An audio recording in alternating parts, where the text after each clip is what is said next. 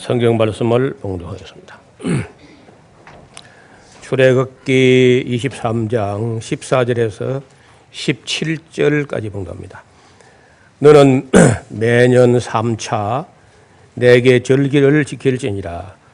너는 무교병의 절기를 지키라.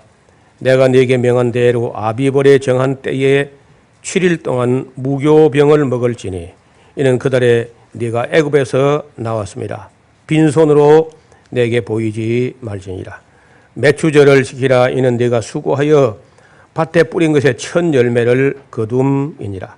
수장절을 지키라. 이는 네가 수고하여 이룬 것을 연종에 밭에서 거두어 저장함이니라. 너희 모든 남자는 매년 3번씩 주 여호와 앞에 여호와께 보일지니라. 아멘. 2015년이라는 말이 우리에게 이제 겨우 입에 익을 정도 됐는데 벌써 한 해 절반이 훌쩍 지나갔습니다.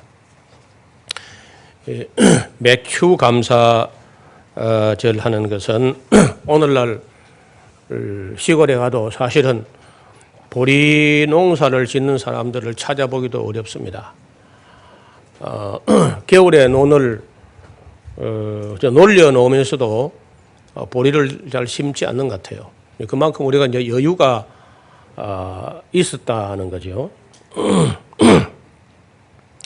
제가 어릴 때는 여러분 산청읍에서 황매산 갈 때 가는 그 길을 쭉 가다만 중간쯤 가서 그 송경리 임촌이라는 그 음달 마을에 거의 한 가구수가 한 30-40포 되는 그런 작은 마을에서 태어나가지고 한 10살 될 때까지 여기 살았어요. 초등학교까지 거리가 한 6km가 넘기 때문에 정말 학교 가기가 힘들고 또 학교 가기 싫고 3년쯤 다녔으면은 그 초등학교부터 1학년부터 3학년까지 익숙해질만 한데 익숙하기는커녕 점점 더 가기 싫어서 학교를 때려치워서 제가요. 지금도 거기 그 항매산 갈 때마다 바로 그 큰 길가에 제가 태어났던 그 터가 있습니다. 그런데 그 왜 그 동네를 이제 떠나게 됐냐면은 아버지한테 그 정확히 물어보진 않았지만은 그 저 위에 형님도 저보다 10살 위인데 학교를 가보더니 때려치웠어요. 그리고 저도 이제 학교를 안 가고 이제 이러니까 아버지가 막 살 맛이 안 난다 그러면서 그 동네 살고 싶은 생각이 없는 거예요. 우리 아버지는 그 비록 시골 사람이라도 일본도 뭐 3번씩이나 그 징용에 끌려가기도 하고 뭐 돈 벌러 가기도 하고 또 우리 아버지 위에 그 형님 우리 큰아버지 되는 분이 일본에서 다쳐서 또 그 때문에 또 일본까지 쫓아가기도 하고 이렇게 했던 분이고 그 남한 일대에 뭐 광산이 있는 곳은 안 가본 것이 없을 정도로 가서 돈 벌러 가서 물론 돈도 못 벌었지만은 그러던 분인데 왜 그 좀 뭐 하다못해 진주나 뭐 마산이나 부산이나 이렇게 갈 생각 안 하고 그 임촌보다 더 꼴짝 여러 번 지난번 가본 우리 제가 자랐던 그 수천리 그쪽으로 가신 거예요. 그 왜 그렇게 갔냐면은 그 우리가 10살까지 자랐던 그 동네 임촌은 응달 마을이 돼가지고 겨울에 보리가 다 얼어 죽어버려요. 보리가. 그리고 보리를 심으면은 그 논두렁 쪽에 2줄만 살아 있습니다. 나머지 다 얼어 죽어버리고. 그러니까 못 살아가지고 힘들어서 그야말로 정상적으로 보리 농사가 돼도 이른바 보리 날 때까지 보리꼬개 하는데 보리마저 안 되니까. 그래서 우리 아버지가 아마 생각도 못 해가지고 아이들은 큰아는데 6남매였거든. 7남매 중에 이제 저 위에 누나 하나는 일찍 어려서 이제 세상을 가버렸고 6남매가 큰아는데 6남매가 크면은 결혼도 시켜야 되고 뭐 아들이 또 넷이니까 또 조그맣게 살림도 차려서 내줘야 되니까 우리 아버지의 그 중압감이 뭐 굉장했던 것 같습니다. 그래서 그 수철로 간 이유가 뭐냐면요. 수철을 가보시더니 두름 앞에서부터 뒷구석까지 보리가 하나도 안 얼어 죽는 거예요.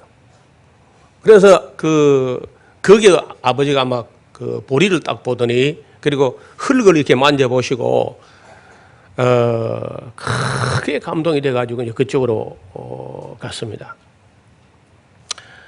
그래서 보리가 나지 않기 때문에 우리가 어려 살던 그곳에는 그래 갔는데 지금도 제가 그 수철을 요즘 가보니까 뭐 보리 안 심는 거예요. 겨울에도 귀찮다고. 그만큼 우리가 참 뭐 경제적으로 여유가 생기고 우리 어릴 때보다는 너무 빠른 시간 내에 너무 잘 살게 된 것 같습니다. 소득은 우리가 이렇게 늘어났고 뭐 물질 문명이 이렇게 굉장히 많이 발전했지 않습니까? 지난 50년 동안의 발전이 그 이전 5,000년 동안 발전보다도 더 많이 발전한 거예요. 범사에. 그래서 어떤 면에서는 저는 뭐 그 길지 않은 삶을 살았는데 정말 가난한 밥을 제대로 먹지 못할 정도로 가난한 그런 시대에도 살아봤고 인터넷 시대까지 살아보는 거예요. 여러분 아직 안 늙어봤죠? 저는 젊어 봤습니다. 그래서 젊어 어릴 때 그 어려운 삶을 살았던 것이 그때로서는 많이 힘들었겠죠. 어른들은 뭐 더 힘들고 했어도 지금 와서 돌아보면 솔직하게 지금 우리가 물질적으로 확실히 잘 사는 거는 뭐 틀림없는데 왜 그 어린 때 못 살던 그 시절이 왜 그리울까요?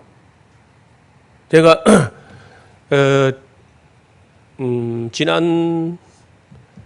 지난주 우리 금요일인가요? 우리 교사들하고 모여가지고 보리수를 따먹고 그 저녁에 같이 영화를 우리 교사들하고 한 편 봤어요.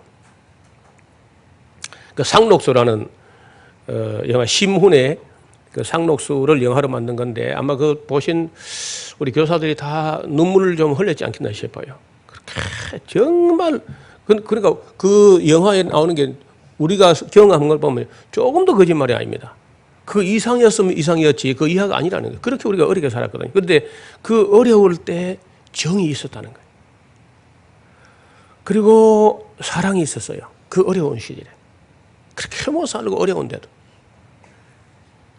지금 우리가 사는 세상을 보면은 이런 건물들 제가 지난 어시라서 홈페이지에다가 제가 그 사진을 좀 올려놨는데 최근에 온 세상에 건물들이 상상을 초월할 정도로 높이 막 올라가고 있습니다. 근데 건물은 높아졌는데 우리 인격은 더 작아진 것 같아요. 그리고 고속도로는 넓어졌는데 우리 시야는 자꾸 좁아지는 것 같아요. 소비는 많아졌는데 어떻게 됐는지 우리가 마음의 여유가 더 없고 가난해지고 있고 많은 물건을 가지고 있는데 기쁨은 없어요. 우리 어릴 때는 단 걸 먹고 싶은데 먹을 길이 없잖아요. 그러면 어쩌다가 고무신이 달아가지고 그게 구멍이 나거나 찢어지면요 시장에 가서 그냥 내버려가지고 또 떼워가지고 고무신 떼우는 기계가 있다니까 시장 가면요. 그래가지고 한참 더 신다가 찢어져가 영장 안 되면 갔다가 버리는데 그 고무신을 떼우면요 거기가 또 둠하게 굳음살처럼 생겨가지고 신이 모양이 비틀어집니다. 그래도 그거 떼워서 신으면 좋다고 뭐 그렇게 살았거든요. 집은 커졌는데 가족은 더 작아졌고요. 많이 편리해졌는데 어떻게 시간은 또 더 시간을 못 내. 뭐 사람이 바빠지기만 하고 학력은 높아졌는데 상식은 부족하다. 지식은 많아졌는데도 판단력은 더 모자라는 것 같아요. 이거 어떤 시를 제가 읽고 있는 겁니다, 지금. 이 시가 어떻게 나온 거냐면은, 새로운 천년을 바라보던 1999년이에요. 4월 20일인가? 미국의 콜로라도 주의 콜럼바인이라는 고등학교에서 사건이 생겼습니다. 학생 2명이 히틀러의 탄생 그 생일에 맞춰가지고 총을 들고 학교를 찾아가지고 한꺼번에 12명을 쏴 죽이고, 학생 12명을 쏴 죽이고, 교사 둘을 또 쏴 죽인 거예요. 그리고는 또 아이들 그 둘은 또 자살을 했던 큰 사건이죠. 우리 다 기억에 다 가물가물해졌죠. 그 사건이 터졌을 때 호주의 그 퀀타스 공항의 CEO였던 제프 딕슨이라는 사람이 지금 이 시를 발표해가지고 온 세계 사람들 하여금 우리 새로운 천년을 바라보면서 우리의 심성을 다시 한번 돌아보게 했던 그 유명한 시입니다.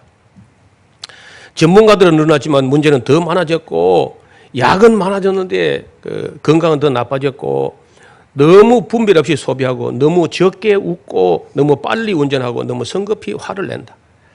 너무 많이 마시고, 너무 많이 피우고, 너무 늦게까지 자지 않고, 너무 지쳐서 일어나고, 너무 적게 책을 읽고, 텔레비전을 너무 많이 보고, 그리고 너무 기도를 너무 적게 한다.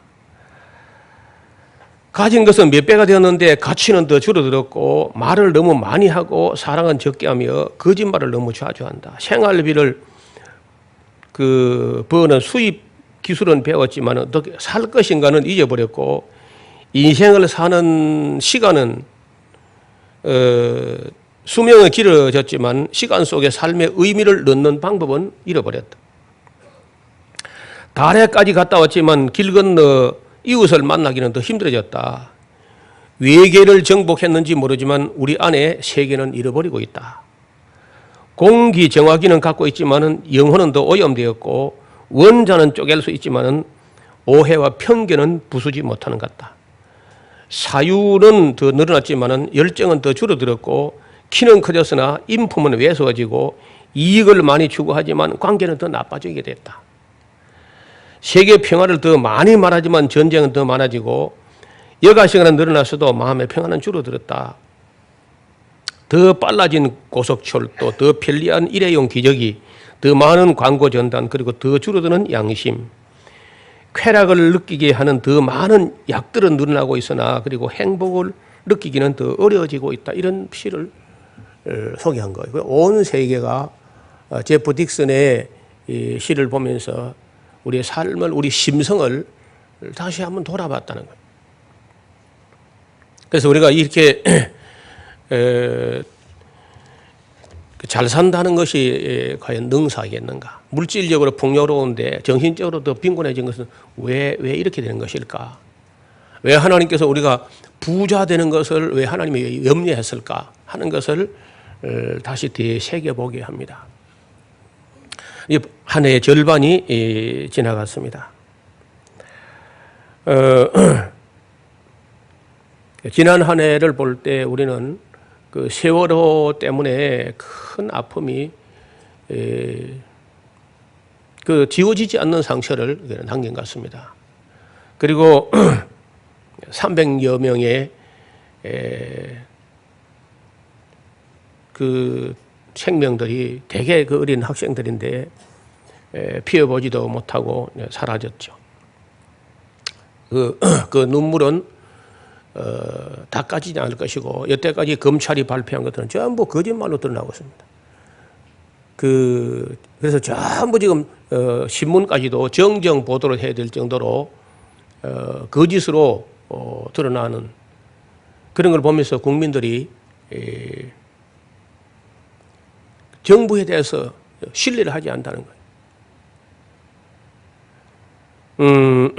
그러다가 교회까지도 지난 1년 동안에만 있어도 교회가 부린 추태가 한두 가지가 아닙니다. 그래서 정부도 믿지 못하고 교회도 믿지 못하고 이웃도 믿지 못하고 북한도 믿지 못하고 아무것도 믿을 것이 없는, 왜 우리가 이렇게 물질적으로 풍요로워졌는데 이렇게 됐을까?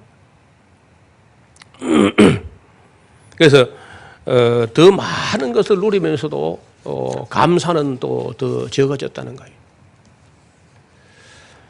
이것은 우리가 다시 한번 그 하나님 앞에서 우리 정서와 우리 그 생활 방식을 좀 다시 한번 생각해 봐야 되겠다는 생각을 합니다. 하나님께서 그 출애굽기 23장 14절 이하에 1년에 3번이라도 하나님께서 우리에게 베푸셨던 그 은혜에 대해서 잊지 말고 기억을 해봐라 하는 말씀을 남긴 겁니다. 우리는 다 우리 뭐 그런 말이 있죠. 그 은혜는 물에 새기고 원수는 돌에 새긴다 그런.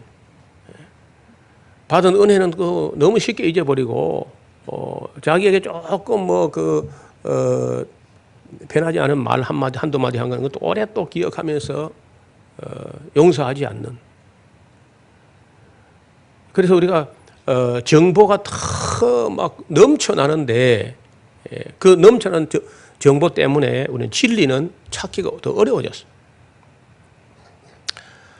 오늘 아침에 그 잠깐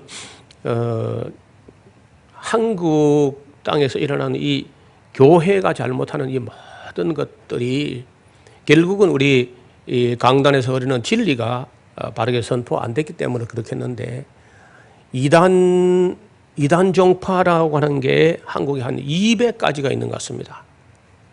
이단 종파가. 그리고 교단이라고는 이단 말고 교단이라는 게 122개 교단을 가지고 있습니다. 끝없이 쪼개지고 나눠지고 갈라지고. 왜 그렇겠습니까?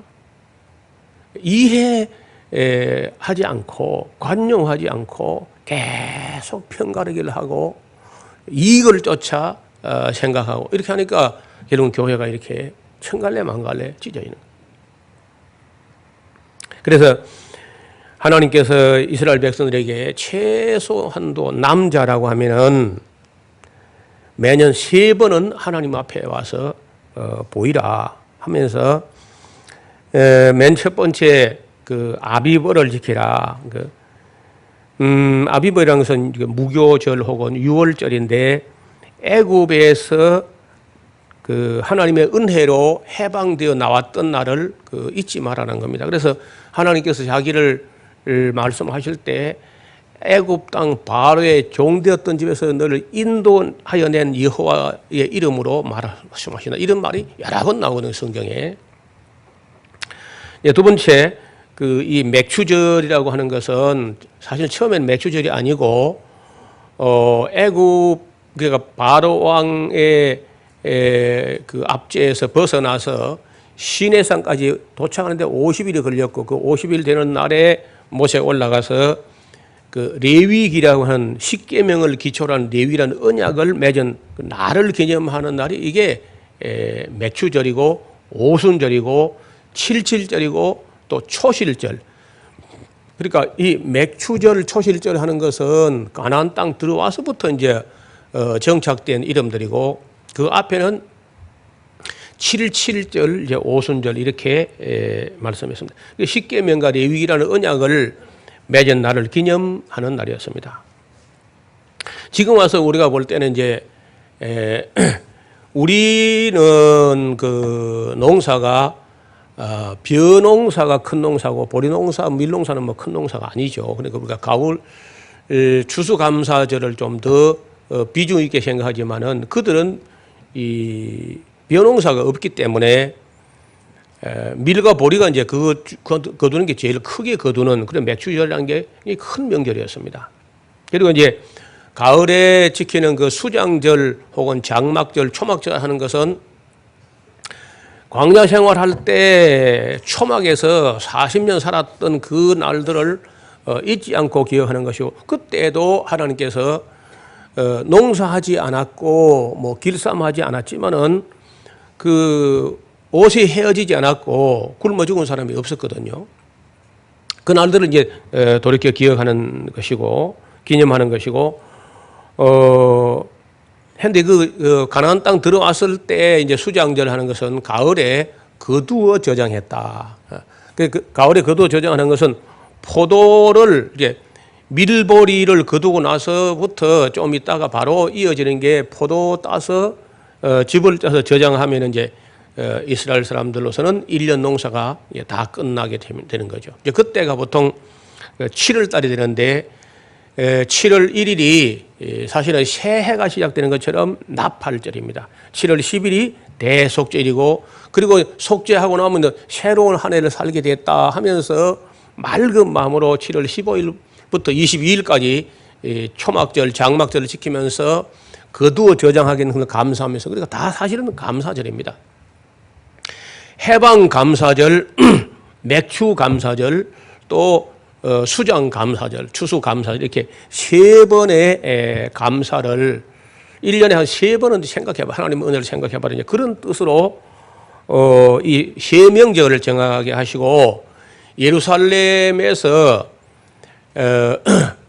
반경으로 30km 그러니까 동서남북 어디든지 간에 예루살렘 중심으로 30km 안에 있는 남자들은 그 자기 사는 곳에서 지키지 말고 예루살렘 와서 지키라 이렇게 규정을 정했습니다. 그 30km는 무슨 의미가 있냐면요. 장정이 보통 걸음으로 하루 갈 수 있는 길입니다. 그 도중에 뭐 여간 들리지 않고 그냥 바로 그날 아침 일찍 출발하면 예루살렘까지 30km면 하루에 올 수 있으니까 이런 40km가 백리 아닙니까? 그냥 80리 정도 반경 안에 있는 사람들은 예루살렘에 와서 이 명절을 지켜드리는 이렇게 한 겁니다. 근데 그건 뭐 예루살렘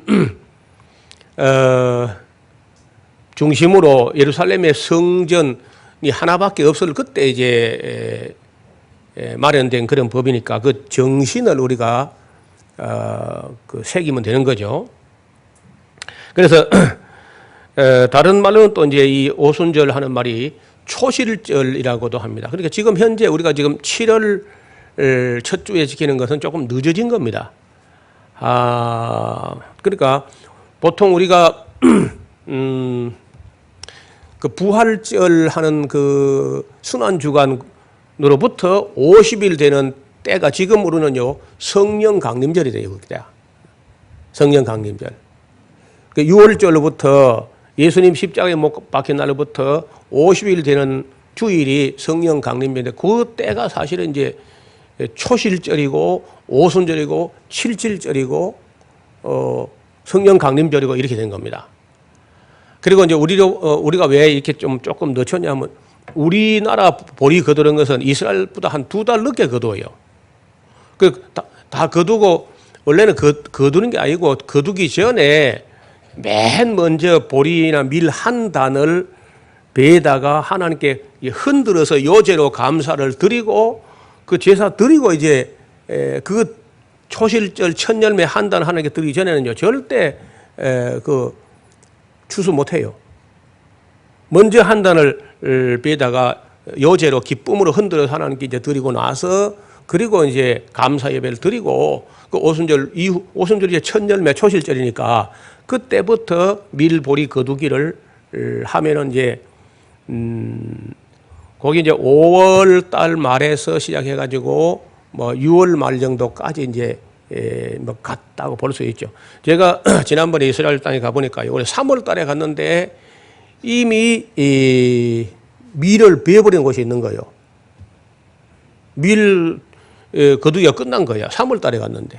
또 어떤 데는 가니까 그때 막 익어가고 있고 어떤 데 아직 풀이도 하고 그러니까 우리나라처럼 한꺼번에 쫙 익는 게 아니고 이스라엘 땅의 남쪽 북쪽이 다르고요. 그래서 대체로 그 밀보리 거두는 게 아마도 한 달쯤 가는 것 같다 이래봐요. 5월 말에서 6월 말. 그렇게 되면은 이제 우리가 그 맥추절이라는 의미로 성령 강림절을 보지 않고 맥추절이라는 의미로 보면은 우리가 7월 첫 주 정도가 거두고 나서 하는 걸 하니까 우리는 7월 첫 주 정도 되는 것이고 또 우리가 7월 첫 주쯤에 첫 주는 둘째 주에 지키는데 이런 날을 정한 것은 한 해의 절반을 보내고 그 지난 그 상반기를 은혜 받은 대로 하나님께 이제 감사하는 그렇게 이해하시면 되겠습니다.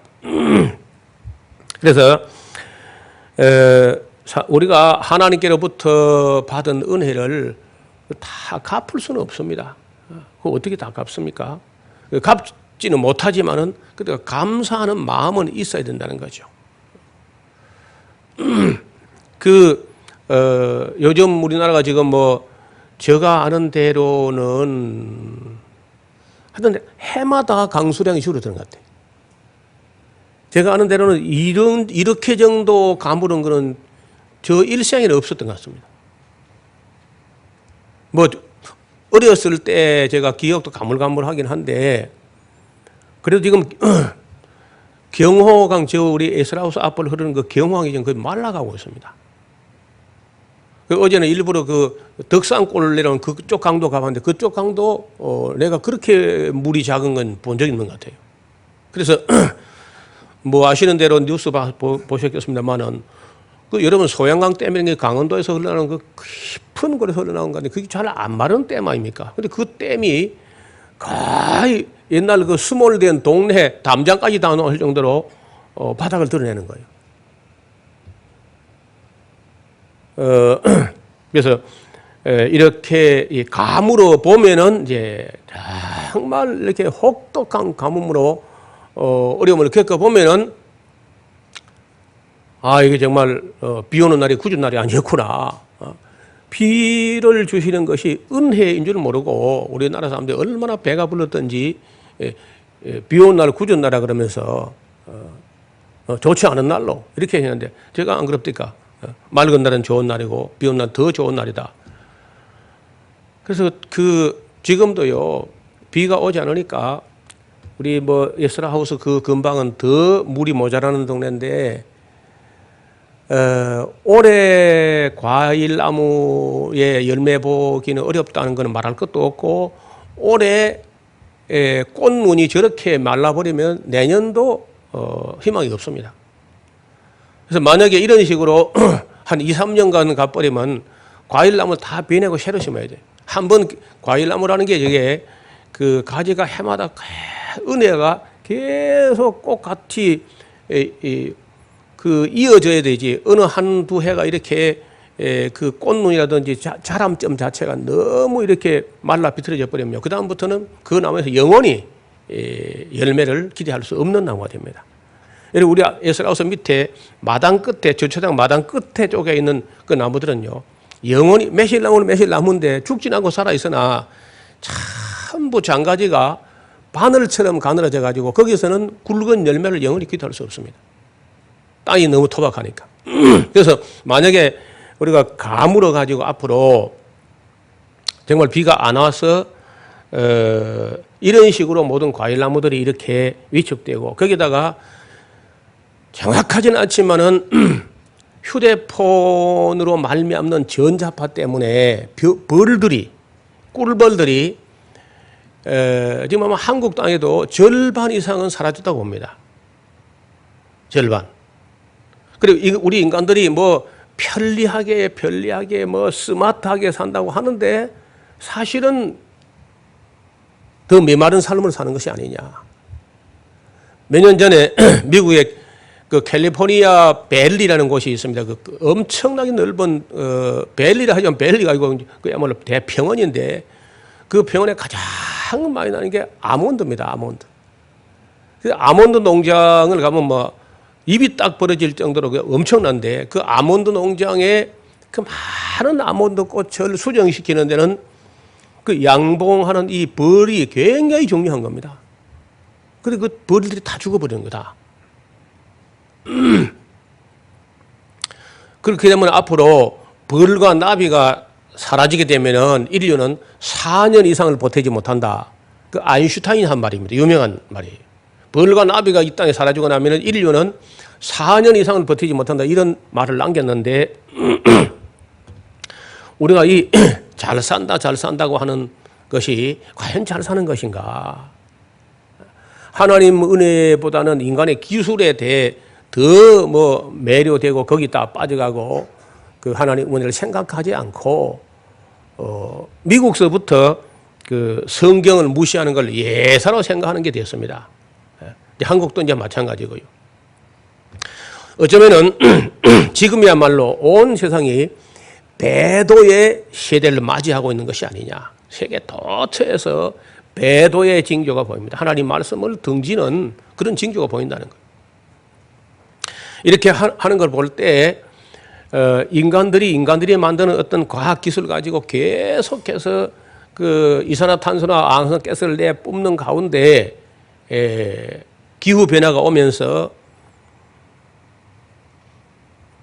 강수량이 이렇게 줄어들고 이게 줄어드는 것이 끝나는 것이 아니라 비가 오지 않던 곳에는 엄청난 폭우를 또 퍼부어가지고 중국 땅 뭐 몇몇 곳은 완전히 그냥 물에다 쓸려 내려가는 그런 이제 기현상이 이제 벌어지고 있다는 겁니다. 그래서 우리가 아무리 과학 기술이 뭐 발전하고 물질 문명이 발전한다 할지라도 사람이라는 것은요, 임금이든 대통령이든 뭐 왕이든 누구든 억만장자든 간에 하나님께서 은혜 베푸셔서 그 비를 내리시고 햇빛을 비추어서 그리고 흙에서 나오는 걸 먹지 않고는 절대 살지 못합니다. 아무리 똑똑한 스마트한 사람이라도 흙에서 나오는 걸 하나님께서 주시는 것을 먹지 않고는 살아갈 수 없다는 겁니다. 그래서 뭐 비단 맥추절이나 뭐 추수감사절이 아니라 할지라도 우리 모두는 온 인류가 아무리 과학기술이 많이 발달하고 뭐 달에 가고 뭐 더 나가서 화성을 갔다 온다 할지라도 우리는요 별 수 없이 흙에서 나오는 걸 먹어야 됩니다.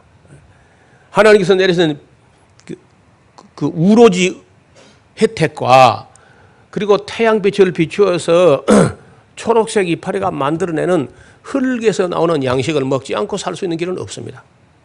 그래서 우리 그리스도인들이라면은 물질 문명이라든지 과학기술 문명이 발달할수록 더 하나님 은혜에 의지하고 감사하고 또 그 이렇게 살아야 하겠고 또 한국처럼 무한 경쟁 발전으로 막 몰아가는 이런 사회가 되면은 반드시 맨 앞장선 대기업과 초인류 기업 사람들은 그 떼돈을 벌어서 돈방석에 앉게 되고 그 경쟁에 낙오한 사람들 중에는 자살하는 사람이 생길 정도로 어려운 것입니다. 아시는 대로 여러분 그 유로존이라 해서 유럽에 약 한 30개국이 한 나라처럼 이렇게 묶어져 가지고 한 통화권에 유로라는 통화권에 살고 있는데 그리고 제일 잘 나가는 독일은 계속 돈을 버는데 아시는 대로 지금 제일 돈 벌 줄 모르고 좀 여유만만하고 이렇게 하던 그리스는 지금 국가 부도 상태를 맞이하고 있습니다. 어젯밤에 그리스 상황을 제가 조금 분석하는 사람들 얘기 들어보니까 기가 막히는 겁니다. 은행이 다 차단돼 버렸어요. 자기 돈 현찰을 예금해 놓았다 할지라도 찾지를 못합니다. 왜냐하면 다 찾아버리면 은행은 다 날아가 버리거든요. 은행이라는 게 그 자기 자본의 10% 정도만 현찰을 준비하고 있으면 평소는 되는 겁니다. 그게 BIS 비율이라고 아시겠습니다만은. 근데 그래가지고 만약에 전 국민들이 전부 다 자기 돈을 찾으러 오게 되면 은행은 그 런이라 그러는데 돈이 싹 다 빠져나가 버리고 찾을 사람들은 아직 90%밖에 서 있는 겁니다. 돈도 못 찾은 채. 사실 은행이 거짓말 장사거든요. 자기 자본 1억을 가지고 있는데 10억을 가지고 돈놀이 하는 장사가 이거 은행이라는 거예요. 자기 자본 그 10분의 1밖에 없는 건데 한꺼번에 막 찾아오게 되면 이제 감당이 안 되는 거예요. 그러면 은행 다 부도나 버린 것이고 은행 부도나 버리면 이제 살아갈 길이 없는 거예요. 그래서 우리가 지금 현재 우리 시스템이라는 게 무한 경쟁 시스템으로 나갈 때 성실하게 정직하게 열심히 일하지 않는 사람은 살아날 수 없는. 그래서 오늘 아마 그 IMF라든지 또 세계은행이나 이런 데서 그 세계 채권단에서 요구하는 걸 들어줄 것인지 말 것인지라고 그래서 국민투표에 오늘 들어가는 것 같습니다. 근데 놀랍게도 그 찬성 반대가 지금 팽팽하다는 거예요. 그러니까 어느 쪽으로 결정돼도 해결을 되는 게 아닙니다. 제가 오래전에 이제 가본 지 몇 년 됐는데 그리스라는 나라가 의외로 가난하다고 제가 한번 이야기했을 겁니다. 의외로 가난해요. 그리고 또 게을러. 출근도 늦게 하고 점심을 1시간 먹고 1시간 또 누워 자 또. 그리고 퇴근은 전부 다시 안에다 해버려요. 그리고 사는 거는 또 눈이 높아가지고 다 유럽에 맞춰 살려고 그래요. 생산되는 건 여러분 그리스지에 뭐 봤어요? 아무것도 뭐 팔아가지고 돈 될 게 없으니까 관광 수입마저 끊어져 버리면요. 그 사람 정말 굶어 죽습니다. 그래서 제가 맥주 절여서 드리는 말씀이기도 하지만은 우리 사회라고 해서 안심하기는 이릅니다. 아직은요. 언제까지나 지금 같은 여유가 있다고 볼 수 없어요. 그래서 저는 볼 때 여러분 다 뭐 우리 어머니 우리 아버지 하던 말로 손톱 밑에 흙 넣기 싫죠. 농사 손톱 밑에 흙 들어가 싶어서 어쩌고 그런 말이 있었는데 힘듭니다. 농사를 한다는 땅을 파고 심어서 열매를 기다리는 거 굉장히 비능률적이고 비경제적이고 그렇긴 하지만은 그래도 최종적으로 우리가 믿고 의지할 수 있는 것은요. 하늘에 계신 하나님과 우리에게 식물을 내는 땅입니다. 그래서 아파트가 중요한 게 아니고 그 아파트에서 그 먹을 거 안 나옵니다. 그거. 그래서 우리 성도들이 어렵겠지만은 규모가 크든 적든 논과 밭이 있도록 뭐 마산 인근이나 구석진 곳이라도 언젠가는 저 이야기를 할 겁니다. 그때 우리 중에 예언자가 있었다. 여러분 흙이 있어야 됩니다. 땅이요. 저는 너무 일찍 내다보는지 너무 늦게 내다보는지 잘 모르겠는데 저는 빨리 도시 문화에서 지치고 환멸을 느껴가지고 농촌으로 돌아오리라 하고 저는 도시를 안 가고 지리산에 가서 기다리고 있었는데 너무 안 돌아오는 거예요. 내가 너무 일찍 내다봤는가 봐. 그런데 얼마 전에 둔철산에 올라갔다가 내려오면서 경옥항변을 이렇게 보니까요.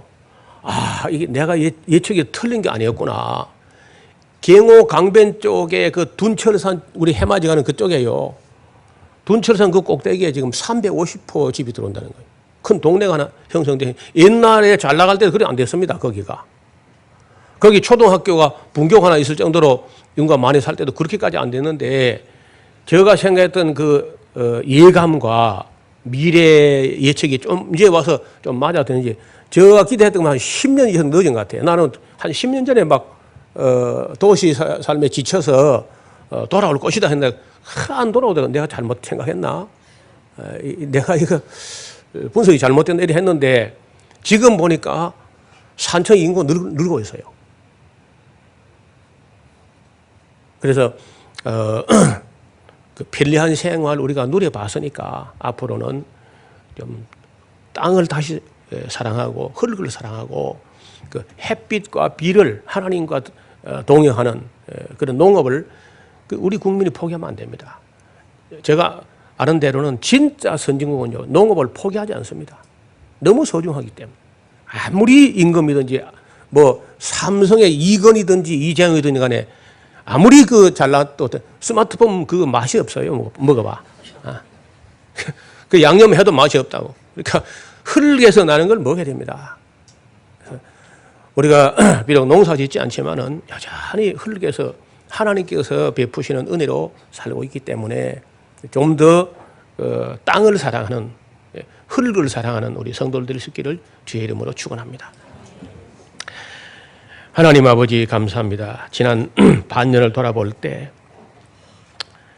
우리 국민들이나 우리 교회나 참 하나님 앞에 면목 없을 정도로 너무 잘못한 것이 많았지만은 그래도 하나님께서 지난 반년 동안 은혜를 베푸시고 거둘 것이 있게 하시고 이 땅에 채소가 자라게 하셔서 감사합니다. 우리가 이 땅에 사는 날 동안에는 흙에서 나는 것을 먹지 않을 수가 없습니다. 하나님께서 내리신 비가 아니고는 인간이 아무리 기술이 있어도 물을 퍼가지고 농사를 지을 수가 없습니다. 아버지 하나님, 이 땅 국민을 불쌍히 여기사 이 마른 땅에 단비를 내려 주옵소서. 마른 장마라고 하나 비 한 방울 보이지 않는 이런 장마를 계속된다면은 이 땅 국민들은 희망이 없습니다. 특별히 농촌 사람은 아무것도 기대할 것이 없고 하나님만 바라볼 수밖에 없습니다. 하나님께서 이 민족을 긍휼히 여기시고 단비를 내려주시고 흡족한 비를 그 밭고랑의 물이 넉넉하도록 하나님께서 내려 주시옵소서. 예수님 이름으로 기도하옵나이다.